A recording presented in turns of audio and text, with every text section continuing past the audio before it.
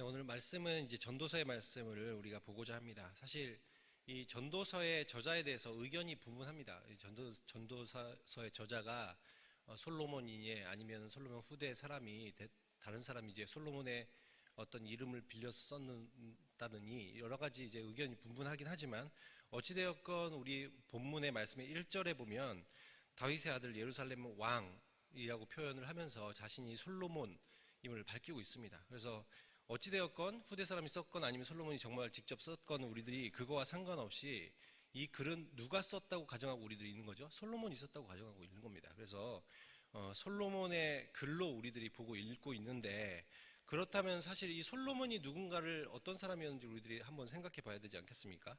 솔로몬이 어떤 사람입니까? 솔로몬은 이 고대 사회에서 어느 누구보다도 지혜로웠죠. 그래서 거의 지혜로운 사람의 대명사 아닙니까? 솔로몬. 그리고 굉장히 부유했습니다.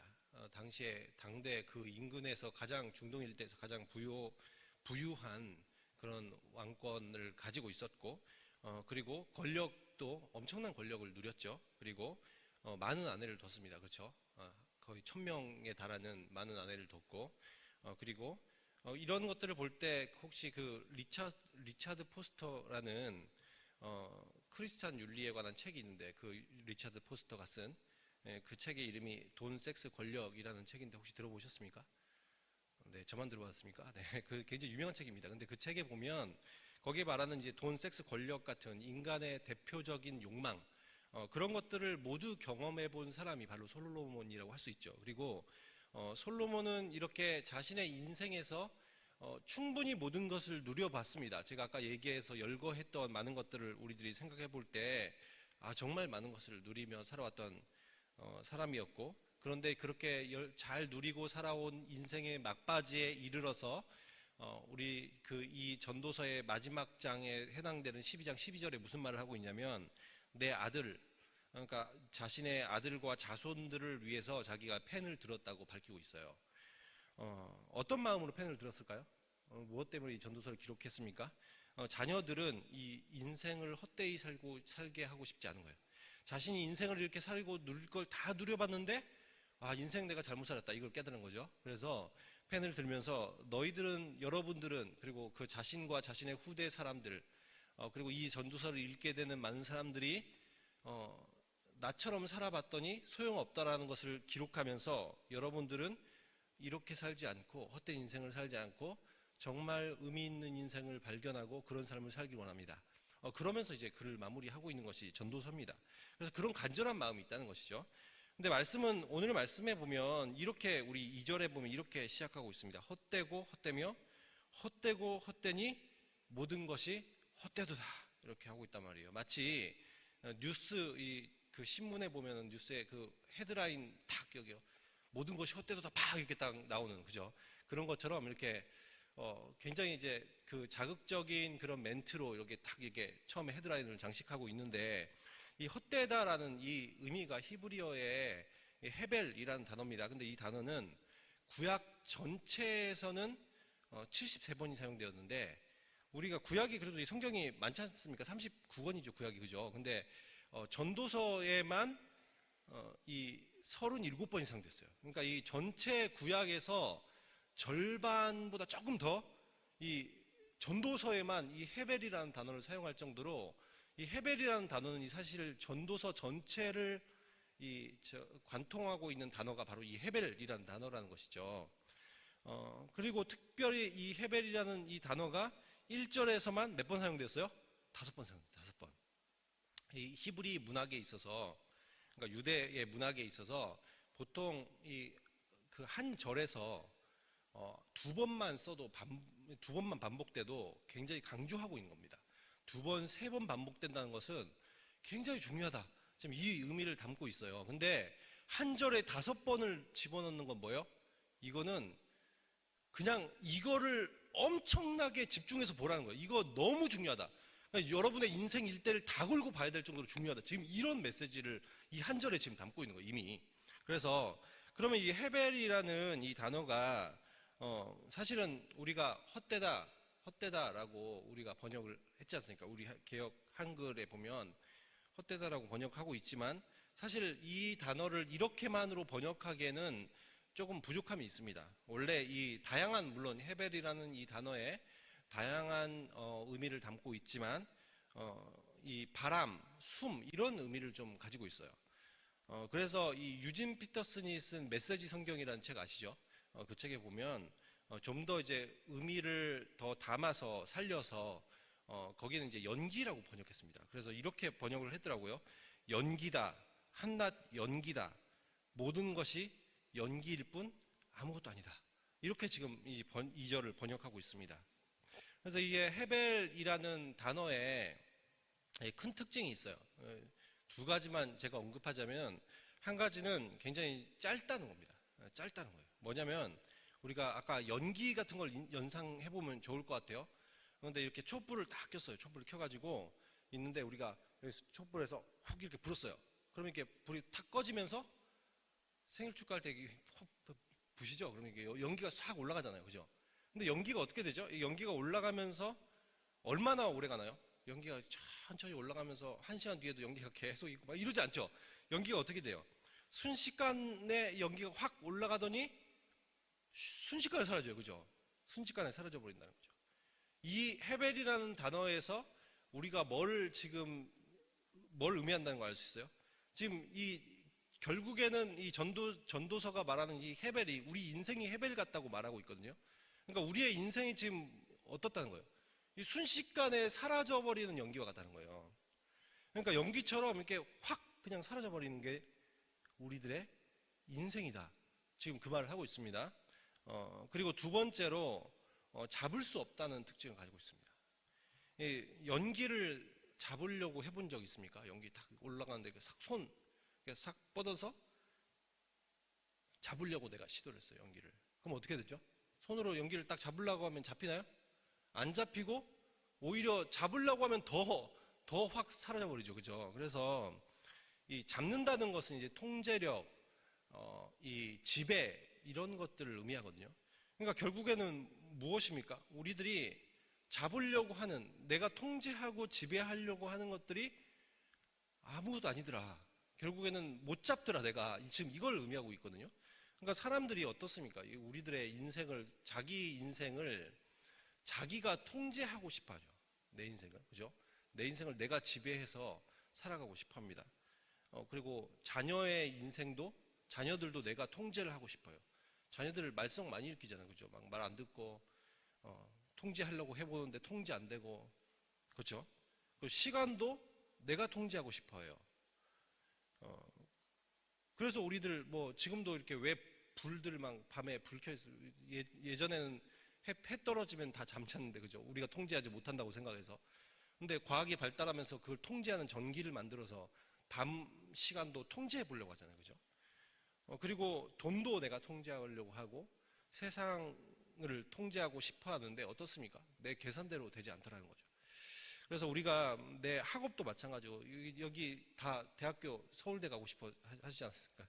근데 서울대 갔습니까? 못 갔죠. 저도 어렸을 때 꿈은 좋은 데를 가는 거였는데 그러진 못했어요. 그러니까 이런 것들, 그리고 건강, 뭐 직장, 가족, 내 미래, 이런 것들을 나는 다 통제를 하고 싶어 한단 말이에요. 근데 이 모든 것이 내 통제를 다 벗어납니다.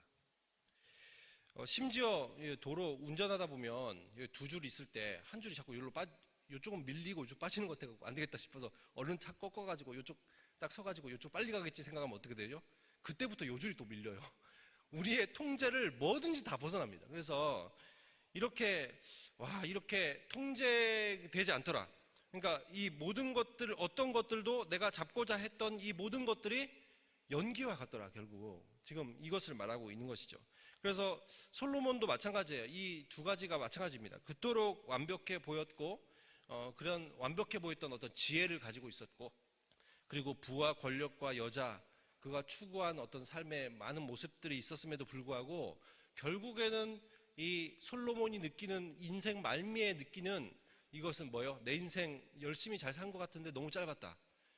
그리고 내가 잡고 싶었고 통제하고 싶었던 모든 것들이 결국 연기와 같았구나. 그래서 이 인생 연기와 같았다. 지금 그 말을 하고 있는 거예요. 그가 이제 이 솔로몬이 그래서 내 인생이 결국 우리들의 인생이 헤벨과 같다라는 것을 이 깨닫게 된 이유는 자신의 인생을 두고 이런 질문을 던져본 겁니다. 3절에 이렇게 말하고 있죠. 해 아래에서 수고하는 모든 수고가 사람에게 무엇이 유익한가? 이런 질문을 던진 거예요. 내가 열심히 이렇게 수고하면 살아왔잖아요. 그죠? 내가 수고하면 살았어요. 근데 내 인생, 수고해온 인생을 향해서 내가 질문을 던져봤죠? 뭐요? 사람에게 이게 무슨 유익이 있지? 내가 수고했던 모든 것이 사람에게 무슨 유익이 있지? 이런 질문을 나한테 던져본 거예요. 그런데 그러니까 우리가 솔로몬의 인생을 한번 생각해 봅시다. 얼마나 수고를 하고 살았습니까? 정말 많은 일들을 했거든요. 정말 일 중독자에 가까워요. 보면은 일단은 성전을 지었잖아요. 그죠? 성전에 얼마나 성전도 그 휘황찬란하게 지었습니까? 성전에 들어간 돈, 그 금이 뭐 물론 많은 것들이 다른 것들도 들어갔지만 금이 10만 3천 달란트가 들어갔잖아요. 그죠? 그래서 근데 그 10만 3천 달란트를 제가 어제 시세로 조사를 해봤습니다. 그래서 얼마인가를 보니까 어제 금값으로 조사를 했더니 그새 금값이 또 많이 올랐더라고요. 그래서 얼마죠? 얼마일까요? 10만 3천 달란트면 한 몇 조 될 것 같아요? 1조? 10조? 767조였더라고요. 여러분 우리나라 국가 예산 정도 그보다 더 큰가? 우리나라 국가 예산 한 600조 정도 되지 않나요? 아무튼 그 1년에 우리나라 국가 예산 정도에 되는 그런 어마어마한 금액으로 지어진 것이 솔로몬 성전입니다. 당시에 이 고대 사회에 이렇게 지었다는 것은 정말 놀라운 거죠. 그러니까 그렇죠. 그러니까 세계 많은 사람들이 당시에 중동 일대 사람들이 그 성전을 보고는 막 어지러워질 정도로 이렇게 휘황찬란한 성전이 있었구나 하고 돌아가는 거예요. 근데 아무튼 이렇게 성전도 이렇게 어마어마한 성전을 지었고 그 이후에도 어떻게 해야지 왕궁을 짓고 그리고 요새를 세우고 또 신도시를 건설합니다. 그리고 정치와 행정 시스템을 새롭게 해요. 그리고 정복 전쟁을 통해서 영토를 계속 확장시키죠. 그래서 그 주변의 나라로부터 조공을 받습니다. 그리고 이제 무역업을 벌려요. 그래서 배를 만들어서 배를 띄워서 금을 캐오게 하고 또 이 무역선들이 왔다 갔다 하면 바다도 저 밑에까지 해가지고 바닷길을 뚫어서 그쪽에 다 배가 돌아다니게 하고 다양한 사업을 하고 또 외교를 하고 또 얼마나 이 학문의 연구에 몰두했는지 몰라요. 그래서 많은 사람들과 함께 토론도 하고 그리고 이 다양한 종교에도 심취해봤죠. 그죠? 하나님만으로 믿는 거에 만족하지 못해서 자기의 수많은 마누라들이 믿는 신들을 다 가지고 와서 그 신들을 다 섬겨보기도 했습니다. 그래서 이 솔로몬처럼 인생을 이 휘황찬란하게 살아본 사람이 있을까? 많은 일들을 해오면서 살아본 사람이 있을까 싶을 정도로 정말 많은 일들을 하면서 살아왔다는 것이죠. 그런데 그가 솔로몬이 이런 수고하는 인생을 살아왔는데 이 수고가 과연 사람에게 무슨 유익을 주었지? 라고 생각해 본 거예요. 어떻습니까? 정말 그가 그렇게 수고해왔던 것이 이스라엘 공동체에 어떤 유익을 주었습니까? 어떤 유익을 주었죠? 근데 결론은 결국 아무런 유익을 주지 못하였더라라는 거예요. 실제로 어떻습니까? 그가 그렇게 수고했음에도 불구하고 불과 얼마 되지 않아서 자신의 아들 때에 이르러서 남북으로 이스라엘은 분열됩니다. 그리고 실제로 자기가 가지고 있었던 대부분의 부가 바로 자식에게도 대물림되지가 않아요. 그리고 곧 몇백 년 뒤에는 결국 유다가 멸망하게 되는, 여러분 이런 것들을 볼 때 그토록 열심히 인생을 살아왔고 모든 수고를 벌였던 그것이 아니 내 자녀에게도 돌아가지 않고 내 후손과 내 나라에게 아무런 유익을 결코 줄 수 없었다면 그것이 과연 무슨 의미가 있나, 이런 것들을 이제 생각하게 되는 거죠. 물론 이제 그가 일어나지 않은 일이지만 아직은 결국 자신의 그 인생 말미의 시점에서도 무슨 유익이 있었지? 이런 고민을 하게 만들었다는 거예요. 저도 그랬던 것 같아요. 저도 한때 굉장히 안 그래 보이실지 모르겠지만 저는 굉장히 지성을 굉장히 추구했었습니다. 대학교 다닐 때. 그래서 제가 정말 저는 신학교를 먼저 간 게 아니라 경제학을 좋아해서 경제학을 전공을 했었거든요. 경제학을 굉장히 심취를 했었어요. 그래서 정말 열심히 파고만, 그래서 공부가 재밌었다는 사람이 가끔 있잖아요. 그게 접니다. 경제학이 재밌었어요. 저는 너무 재밌어가지고, 너무 재밌다. 이거 인생, 이 공부만 계속 하면서 살면 좋겠다라는 생각을 할 정도로 경제가 재밌었고, 또 그렇게 하면서, 또 성적도 당연히 잘 나오고, 교수님들이 막 물어봤어요. 앞으로 교수가 될 거냐, 아니면은 뭐 고시를 볼 거냐, 막 물어보고 그랬어요. 그러니까 이 공부가 너무 재밌게 하고 있는데, 어느 날 저도 이런 질문이 생기는 거예요. 이걸 열심히 해가지고 내가 학문적인 업적을 남기고 또 성공한다고 쳐보자. 근데 제가 이렇게 그래서 뭐라는 질문이 생기더라고요. 그래서 뭐 내가 업적을 남겼어요, 뭔가. 그리고 내가 대단한 사람이 됐어요. 그런데 나한테 그래서 뭐 어쩌라고 라는 생각을 해보니까 제가 이게 뭐지? 내가 열심히 해갖고 이게 뭐지? 라는 고민이 생기는 거예요. 그래서 논문 몇 편을 자랑스러워하면서 대학교 강단에 서 있을 수도 있겠죠. 그리고 뭐 잠시 만족감이나 뭐 안락한 삶, 약간의 어떤 명예, 그리고 뭐 부와 복지가 좋아질지 모르겠어요. 그런데 제가 이런 고민이 드는 거예요. 인생의 끝자락에 저도 와서 침상에 누워서 내가 과연 한평생 내 인생 참 잘 살았다 라면서 내가 죽을 수 있을까? 내가 이 경제학적 어떤 성취를 통해서 내가 만족감을 얻고 기쁨의 모습으로 내가 하나님의 나라로 들어갈 수 있을까를 생각해 봤는데, 저 여기에서 답을 못 하겠더라고요. 무엇이 내 인생에서 유익했지?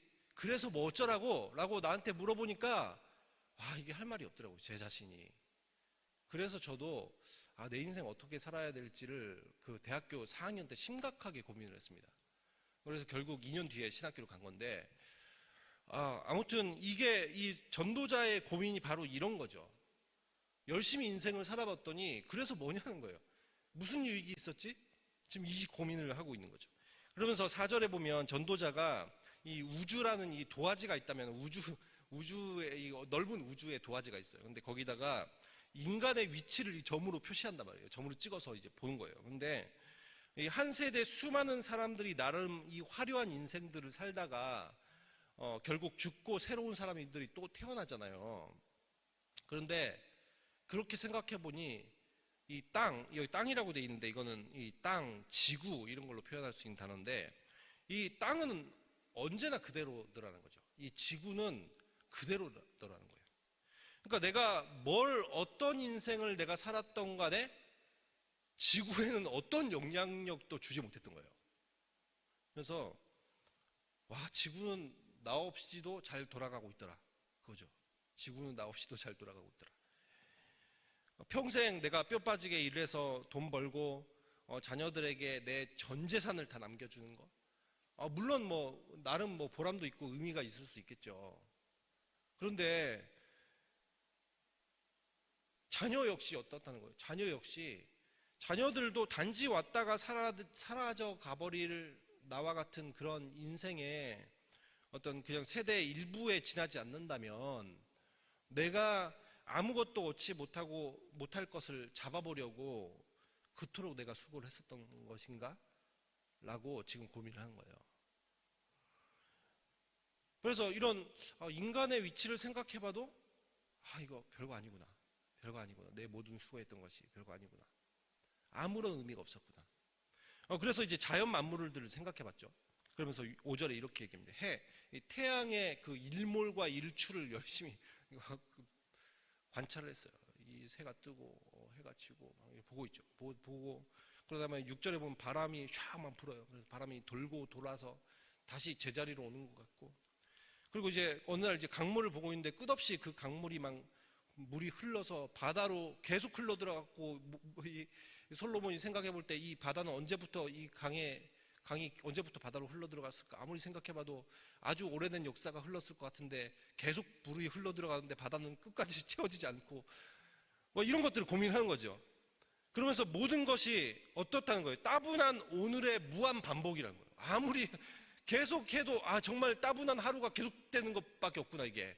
그래서 내가 아침에 눈을 떴는데 그대로 그런 하루를 또 보내고 있는 거예요. 내가 일상을. 내가 그렇게 막 열심히 일하고 나서 자고 나고 이러는데 또 그 다음날 또 열심히 계속 일하고 있어요. 완전 개미지옥처럼. 막 그 다람쥐 쳇바퀴 돌듯이 계속 반복되는 일상. 지금 이런 것들을 지금 느꼈다는 거죠. 여기 앉아 계신 분들도 내일 눈 뜨면서 더 자고 싶어 하면서 오늘 계속 잤음에도 불구하고, 그죠? 우리 인생 매일 잤어요. 그럼에도 불구하고 더 자고 싶어 하면서 일어났는데 오늘 또 출근해야 돼, 내일. 그게 우리 현실이죠. 그러니까 이런 반복되는 일상 속에서 솔로몬이 뭐라고 고백해요? 8절에 보면 이거 인생 모든 만물이 정말 피곤하다 정말. 이거 계속 똑같은 반복밖에 없구나. 피곤하다. 결코 이제 끝도 없이 목적도 없이 다시 모든 것이 리셋되어지는 것 같은 일상을 바라보면서 모든 만물이 지쳐 있는 것 같아. 이런 이제 고백을 하고 있는 것이죠. 그래서 결국에는 솔로몬이 보니까 이게 눈에 보아도 족함이 없고 귀에 들어도 가득 차지 아니한다고 고백을 하죠. 만족감이 있냐는 거예요. 만족감. 이 세상을 볼 때 만족감이 있더냐 지금 그 말을 하는 거예요. 뭔가 내가 유익하다고 생각하면서 만족하다가도 어때요? 좀 있으면 다시 불만족스럽습니다. 그렇죠? 그리고 자동차 새로 저도 올해 2월 달에 차가 퍼져갖고 자동차를 결국 뽑았는데, 자동차를 뽑았어요. 처음에 너무 좋죠. 너무 좋아요. 물론 지금도 좋습니다. 그러나 어찌됐건 너무 좋은데 그게 어쩌죠? 좀 타다 보면 그저 그런 거예요. 남들 다 타는 자동차고. 제가 아이폰 어제 바꿨습니다. 어제 바꿨어요. 너무 좋죠. 근데 이게 딱 바꿨는데 돈만 비싸고 기쁨이, 아이폰이 이제 거의 수명이 다 닳아서 바꾸긴 했으나 바꿔놓고 보니까 똑같은 거예요. 이게 4년 만에 5년 만에 바꿨는데 똑같아요. 별 의미가 없죠. 그러니까 우리가 직장도 꿈에 그리던 꿈의 직장 막 생각하고 딱 들어갔는데 그 직장이 어때요? 좋은가요? 마냥 좋은가요? 며칠 지나고 보니까 불만족스럽기 시작하죠. 또 내가 이러려고 직장 들어왔나 막 이러면서 막 자괴감 들고 막 그런 거예요. 그러니까 우리가 항상 이렇더라는 거죠. 어떻습니까? 여러분은 요즘 무엇을 이렇게 잡고 싶어서 이렇게 달려가고 있습니까? 내가 저거 한번 잡아봐야지. 청년들도 나 대학교 잡아보고 직장 잡아보려고 열심히 달려가는데, 그것을 결국 이루면 내가 만족스럽더라는 것이죠. 만족스럽더냐라는 것이죠. 그래서 나에게 돈이 생기고 또 어떤 쾌락, 재미, 지성, 성공, 가정, 건강, 세상의 어떤 정의, 이런 것들에서 사람들은 인생의 의미를 발견하고 싶어 합니다. 그런데 결국에는 지금 이 전도자가 솔로몬이 뭐라고 말하고 있어요? 결국에는 그 인생의 의미라고 생각했던 것들이 헤벨이더라. 연기와 같이 사라지더라. 지금 그 얘기를 하고 있죠. 결국 전도자가 9절에 보면 해 아래 이 세상에서 새로울 것이 하나도 없다는 것을 깨닫습니다. 물론 어떤 사람들은 정치, 경제, 이 모든 사회 시스템이 새롭게 계속해서 변화되고 있고 고대보다 훨씬 수준 높은 교양 있는 그런 삶을 우리들이 영위하고 있고, 또 인공지능과 뇌과학이 노동을 해방시킬 것처럼 이야기합니다. 그리고 원격 의료 기술이 생명을 연장시킨다고 말을 합니다. 그런데 그래서 막 사람들이 새로운 기술이 나타났다고 새롭다고 얘기를 하는데, 알고 보니까 이 모든 것들이 계속해서 반복되어 왔을 뿐 시간이 지나고 나면 따분해지고 아무도 기억하지 않게 되더라는 것이죠. 우리도 세상의 발전을 보면서 기대를 해보잖아요. 그런데 이제 어떻습니까? 더 큰 어떤 빈부격차가 벌어지고 인권의 문제, 노동의 착취, 갈등과 부패와 전쟁과 핵의 위협, 이런 것들을 볼 때 결국 무엇을 느끼죠? 이 문명의 어떤 문명의 발전이라는 것조차도 허상이더라. 같은 단어, 헤벨이더라. 아무리 문명이 발전해도 우리들에게 그냥 연기와 같이 사라져버릴 헤벨이더라. 지금 그런 것이죠. 그래서 인간의 어떤 죄악과 탐욕이 존재하는 한 인류는 조금 더 나은 길을 가보려고 하지만 여전히 그거는 별반 다르지 않은 결국 해벨에 지나지 않는다. 지금 그 말을 하고 있습니다. 그래서 인류 역사상 이 사탄이 계속 우리들을 분주하게 만들며 결국 어떻습니까? 우리를 해벨에 묶어버리는 거예요. 더 이상 계속해서 인생을 살아도 허무하게 만드는. 그래서 솔로몬도 어떻습니까? 이 신실한 기독교 청년이었지 않습니까? 그럼에도 불구하고 하나님을 온전히 바라보지 못하였을 때 그도 연기를 잡는 것과 같은 자신의 인생이 결국 해벨이었다라고 고백할 수 밖에 없게 되었다는 것이죠. 그래서 인생을 살다 보니 인생은 정말 해벨이었다라고 얘기하면서 그 해벨 속에서 무엇이 유익한가? 그래서 우리가 정말 진정 유익한 삶을 추구해야 된다고 지금 전도자는 말하고 있는 것이죠. 그래서 그런 의미에서 우리들이 생각해 볼 때 정말 이 창세기 5장에 나온 에녹 같은 인물들은 이것을 이 해 아래 어떤 유익도 없다는 것을 빨리 깨닫고 하나님께 돌아갔던 인물이죠. 그래서 이 진짜 유익한 것이 무엇인가? 삶의 어떤 분주함 속에서 더 나은 직장을 얻기 위해 또 더 부자가 되고 학업적 성취를 얻기 위해 우리가 그렇게 손에 쥐고자 했던 것들이 알고 보니까 아무것도 아니더라는 것. 그래서 우리가 그것이 아니라 하나님을 붙잡아야 된다는 것을 이 에녹은 일찌감치 깨달은 겁니다. 연기처럼 없어질 세상이 아니라 하나님께 집중한 삶이 최선이었구나. 그것을 깨달았던 것이죠. 사실 전도서도 같은 얘기를 하고 있는 겁니다. 우리 전도서 12장 13절 말씀 좀 우리가 함께 읽어보도록 하겠습니다. 시작.